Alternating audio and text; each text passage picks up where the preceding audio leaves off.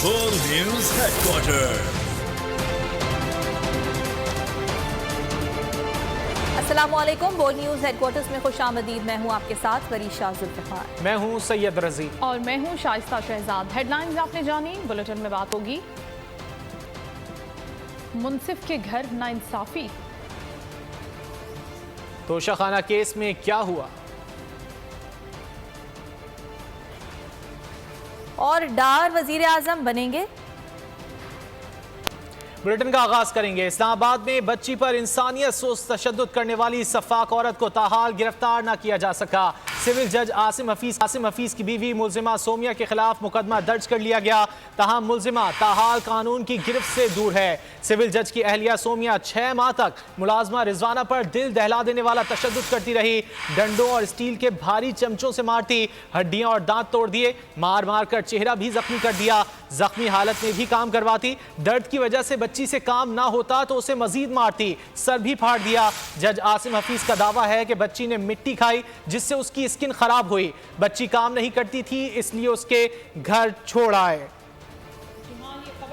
है सफाक औरत ने इंसानियत को शर्मा दिया है। इस्लामाबाद में बच्ची पर इंसानियत सोच तशद्दुद करने वाली सफाक औरत को ताहाल गिरफ्तार नहीं किया जा सका। सिविल जज आसिम हफीज की बीवी मुलजिमा सोमिया के खिलाफ मुकदमा दर्ज कर लिया गया। ताहम ये मुलजिमा ताहाल कानून की गिरफ्त से बाहर है। सिविल जज की अहलिया सोमिया 6 माह तक इस मुलाजिमा रिजवाना पर दिल दहला देने वाला तशद्दुद करती रही। डंडों से और स्टील के भारी चमचों से मारती रही, हड्डियां और दांत तक तोड़ दिए, मार मार कर पूरा चेहरा जख्मी कर दिया। जख्मी हालत में भी बच्ची से काम करवाती रही। दर्द की वजह से बच्ची से काम न हो पाता तो मजीद मारती, सर भी फाड़ दिया। जज आसिम हफीज ने दावा किया कि बच्ची ने मिट्टी खाई है जिसकी वजह से उसकी स्किन खराब हुई। बच्ची काम नहीं करती थी इसलिए उसके घर छोड़ आए। इलेक्शन कमीशन ने चेयरमैन पीटीआई तौहीनी इलेक्शन कमीशन केस की समाअत 2 अगस्त तक मुलतवी कर दी है। चेयरमैन पीटीआई को जाती हैसियत में पेश होने की हिदायत कर दी गई। मेंबर निसार दुरानी बोले 2 अगस्त को चेयरमैन पीटीआई फर्दे जुर्म आयद की जाएगी, जबकि चेयरमैन पीटीआई तलबी पर इलेक्शन कमीशन में पेश हुए केस में अदम पैरवी पर इलेक्शन कमीशन ने चेयरमैन पीटीआई के नाकाबिल जमानत वारंट गिरफ्तारी जारी किए थे। आज हर सूरत पेश होने का हुक्म दिया था। इलेक्शन कमीशन ने इस्लामाबाद पुलिस हुकाम की सरजनिश की। मेंबर अकरम मुल्ला ने कहा कि चेयरमैन पीटीआई के वारंट वकील को चेयरमैन पीटीआई के अलावा किसी और को वारंट क्यों दिए गए। फवाद चौधरी ने तौहीनी इलेक्शन कमीशन केस में माफ़ी मांग ली। मेंबर निसार दुरानी ने कहा तहरीरी माफ़ीनामा जमा कराएं फिर देखेंगे। इलेक्शन कमीशन ने चेयरमैन पीटीआई और फवाद चौधरी का केस अलग कर दिया। इलेक्शन कमीशन में असद उमर की हाजिरी से इस्तिस्ना की दरखास्त मंजूर कर ली गई। तोशाखाना केस में चेयरमैन पीटीआई की 3 अपीलों पर इस्लामाबाद हाईकोर्ट में समाअत मुकम्मल, फैसला महफूज कर लिया गया। चेयरमैन पीटीआई ने जिरह के दौरान दस्तावेजात तलबी की इस्तदा मुस्तरद होने और इलेक्शन कमीशन के गवाह के दस्तखतों का मामला चैलेंज किया। तोशाखाना फौजदारी केस सुनने वाले जज पर भी एतराज उठा दिया। दौरान समाअत चेयरमैन पीटीआई वकील के हमरा अदालत आलिया के रूबरू पेश हुए। चीफ जस्टिस आमिर फारूक ने मुस्कुराते हुए वकील ख्वाजा हारिस से कहा कि दलाइल में ख्वाजा हारिस ने कहा हमारा एतराज था तोशाखाना पर प्रोसीडिंग्स का रिकॉर्ड मंगवाएं। हमारे खिलाफ इलेक्शन कमीशन की तोशाखाना प्रोसीडिंग्स को इस्तेमाल किया जा रहा है। इलेक्शन कमीशन ने रिकॉर्ड की जांच पड़ताल की। इलेक्शन कमीशन ने कार्रवाई के दौरान तोशाखाना की तफसीलात तलब की। चीफ जस्टिस आमिर फारूक ने कहा कि होना तो ये चाहिए कि जो भी एतराजात हो उस पर फैसला हो। चीफ जस्टिस ने जज पर एतराज की समाअत के दौरान मुकालमा किया। मैंने फेसबुक पोस्ट से देखा वो ठीक है या गलत है, दोनों सूरतों में अपने असरात हैं। इसी हवाले से बात कर लेते हैं बोल न्यूज़ की नुमाइंदा नीलम अरशद से। नीलम, क्या तफसीलात हैं आपके पास?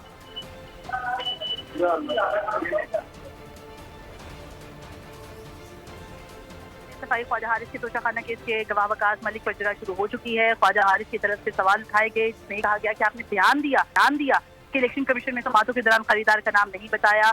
चेयरमैन पीटीआई को नोटिस किए गए लेकिन खरीदार और चीजों का नाम बताना था। गवाह की तरफ से जो बयानात हैं वो पढ़ के बताए गए हैं, जिस पर जो वकील ख्वाजा हारिस हैं उनकी तरफ से जो दलाइल है उसका सिलसिला जारी है। साथ ही साथ आपको बताएं कि वकील इलेक्शन कमीशन अमजद परवेज ने कहा है कि कई बार गवाह वकास मलिक ने जवाब दिया कि इलेक्शन कमीशन की समाअतों का हिस्सा नहीं है, जिस पर इस वक्त समाज जो है वो चल रही है। और साथ ही साथ आपको बताएं कि जो चेयरमैन पीटीआई है उनकी तरफ से कुछ गैर रस्मी गुफ्तगू जो है वो भी की गई है इस वक्त कमरा अदालत में। चेयरमैन पीटीआई से सहाफी ने ये सवाल किया है कि खान साहब लगता है कि आप आधे वकील बन गए हैं, जिस पर उनकी तरफ से कहा गया है कि इतने केसेस हो गए, अब तो पूरा वकील बन गया हूँ, इतने केसेस में पेश हुआ हूँ कि अब सारा मामला समझ गया हूँ।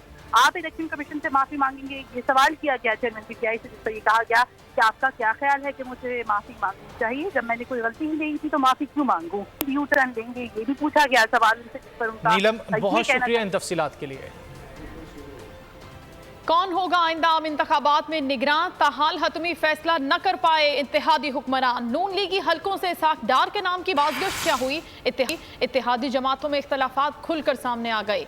पीपल्स पार्टी ने किसी सूरत कबूल न करने का ऐलान भी कर दिया। तर्जुमान पीडीएम हाफिज अब्दुल्ला ने भी यकतरफा फैसलों से खबरदार कर दिया। मौलाना फजलुर रहमान ने शहबाज शरीफ को कॉल मिला दी। आज वजीर आजम के दौरा डेरा इस्माइल खान पर सलाह मशवरे होंगे। ख्वाजा आसिफ कहते हैं कि इस्हाक डार को निगरान वजीर आजम होने का भी कोई फैसला नहीं हुआ। निगरान वजीर आजम के नाम पर इत्तेहादियों में इख्तलाफात खुलकर सामने आ गए हैं, अभी तक कोई फैसला नहीं हुआ। इस्हाक डार कैसे करेंगे निगरानी, नाम की बाज़गश्त में कितनी हकीकत कितनी कहानी। वजीर खजाना का नाम सामने आते ही हर जानिब खलबली मच गई। पीपी और जेयूआई ने साफ कह दिया, ऐसा सोचना भी मत। पीपी का बढ़ता गुस्सा देखकर नून लीग को भी पोजीशन क्लियर करना पड़ गई। ख्वाजा आसिफ बोले, अभी तो मुशावरत जारी है, किसी नाम पर कोई फैसला नहीं हुआ। वज़ीर-ए-आज़म अगर बन सकते हैं तो ज़रूर होना चाहिए, लेकिन मेरे इल्म में जो चीज़ें जो मेरे इल्म में हैं कि कानूनी भी जो है लोग एतराज़ कर रहे हैं, बल्कि ऑलरेडी एतराज़ात शुरू हो गए हुए हैं। कि तर्जुमान पीडीएम हाफिज हमदुल्ला कहते हैं, सब फेक न्यूज़ है, नून लीग को नाम देने का हक है मगर यकतरफा फैसलों से कोई फ़ायदा नहीं। मौलाना फजलुर रहमान ने भी फैलती अफवाहों पर वज़ीर आज़म से रब्ता कर लिया। शहबाज शरीफ आज दौरा डीआई खान के दौरान मज़ीद बात करेंगे। एक और अहम इत्तेहादी एमक्यूएम ने भी निगरान सेटअप पर मुज़ाकराती कमेटी बना दी। नए इंतखाबात के लिए तैयारियां तेज कर दी गई हैं। वफाकी हुकूमत ने फंड्स जारी करने की हिकमत अमली तय कर ली। इलेक्शन कमीशन को फंड्स मरहलावार जारी करने का फैसला किया गया है। पहली सहमाही में तमाम फंड्स जारी करने की तजवीज़ मानने से इनकार कर दिया गया। आम इंतखाबात के लिए मजमूई तौर पर 42 करोड़ रुपए फराहम किए जाएंगे। गुज़िश्ता माली साल के 10 अरब रुपए दोबारा फराहम करने की मंजूरी दे दी गई। इंतखाबात के लिए फंड्स फराहम करने का मिशन, वफाकी हुकूमत का इलेक्शन कमीशन के मुतालबे पर एक्शन। हुकूमत ने आम इंतखाबात के लिए फंड्स जारी करने की हिकमत अमली तय कर ली। इलेक्शन कमीशन को तमाम फंड्स एक साथ देने के बजाय मरहलावार जारी किए जाएंगे। मजमूई तौर पर 42 करोड़ रुपए की रकम दी जाएगी। पहले मरहले में 10 अरब रुपए जारी करने की मंजूरी दी गई। गुज़िश्ता माली साल के 10 अरब रुपए की दोबारा फरहमी भी मंजूर कर ली गई। इलेक्शन कमीशन ज़रूरत के मुताबिक फंड्स के लिए वजारत ख़जाना से रुजू करेगा। ECP ने गुज़िश्ता माली साल आम इंतखाबात के लिए 47 अरब 42 करोड़ रुपए मांगे थे। 15 अरब रुपए की मंजूरी दी गई, 5 अरब रुपए जारी किए जा सके। इलेक्शन कमीशन ने गुज़िश्ता साल के 10 अरब 53 करोड़ रुपए दोबारा फराहम करने की दरख्वास्त की थी।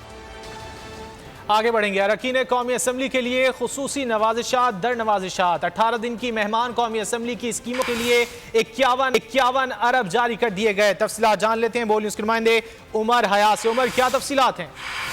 जी बिल्कुल, सिर्फ 18 दिन की मेहमान कौमी असम्बली की स्कीमों के लिए जो है वो 51 अरब रुपए जारी किए गए हैं और मौजूदा माली साल की 42 दिन की पार्लियामेंट के लिए 6 माह का बजट जो है वो जारी होगा। अरकान कौमी असम्बली की स्कीमों के लिए साल का जो बजट है वो 90 अरब रुपए मुख्तस किया गया है और पहली शशमाही में तरक्याती स्कीमों में 61 अरब 26 करोड़ रुपए मुख्तस, जबकि 51 अरब पहले 25 दिन में जारी कर दिए गए हैं। वफाकी वज़ारत खजाना और आम इंतखाबात से कबल पार्लियामेंटेरियन स्कीमों के लिए बारीक फंड जारी किए जा रहे हैं। पार्लियामेंटेरियन स्कीमों के लिए सिर्फ 3 माह में 61 अरब 26 करोड़ रुपए जारी किए जाएंगे और पूरे साल के लिए 90 अरब में से 41 अरब रुपए 3 माह में जारी करने की मंजूरी दे दी गई है। गुज़िश्ता साल रह जाने वाले मजीद 20 अरब रुपए भी इंतखाबात से कबल जारी करने का फैसला किया गया है। बहुत शुक्रिया। स्पीकर कौमी असम्बली ने पार्लियामेंट के मुश्तरका इजलास का वक्त तब्दील कर दिया है। मुश्तरका इजलास अब आज शाम की बजाय 2 बजे पार्लियामेंट हाउस में होगा। स्पीकर ने टाइम में तब्दीली ज्वाइंट सेटिंग रूल्स 1973 के तहत तफवीज़ करदे इख्तियारात को बरूए कार लाते हुए की है। कौमी असम्बली सेक्रेटेरिएट ने इजलास के वक्त की तब्दीली का सर्कुलर भी जारी कर दिया है। इजलास की तब्दीली, वक्त की तब्दीली कर दी गई है स्पीकर की जानिब से। अब मुश्तरका इजलास का वक्त तब्दील करके दोपहर 2 बजे कर दिया गया है। ये आज शाम 5 बजे होना था पहले। इतना ही। ब्रेक के बाद हाजिर होंगे न्यूज हेडलाइंस के साथ। किसी भी खबर के लिए आप विजिट कीजिए bolnews.com और देखते रहिए बोल न्यूज।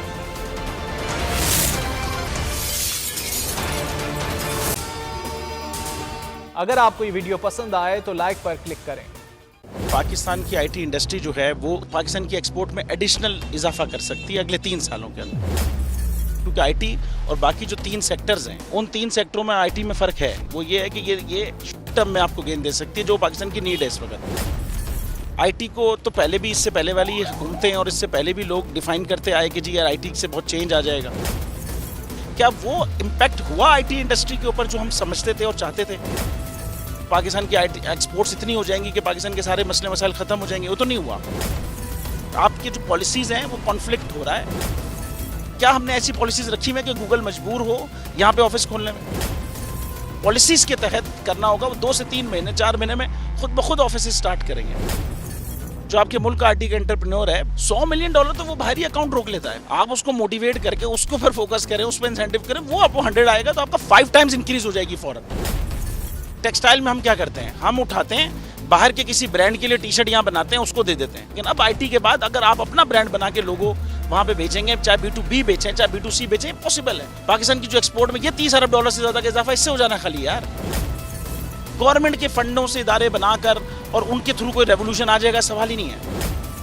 तो आपने इंतखाब सही कर लिया है, अब आगे चीज़ सही करनी है, बस आप सही डायरेक्शन में सही चीज़ होगी इंशाल्लाह। मैं समझता हूँ $50 अरब तक की आईटी एक्सपोर्ट में कंट्रीब्यूट कर सकता है पाकिस्तान। सब्सक्राइब करें और बेल दबाएं ताकि कोई खबर रह न जाए।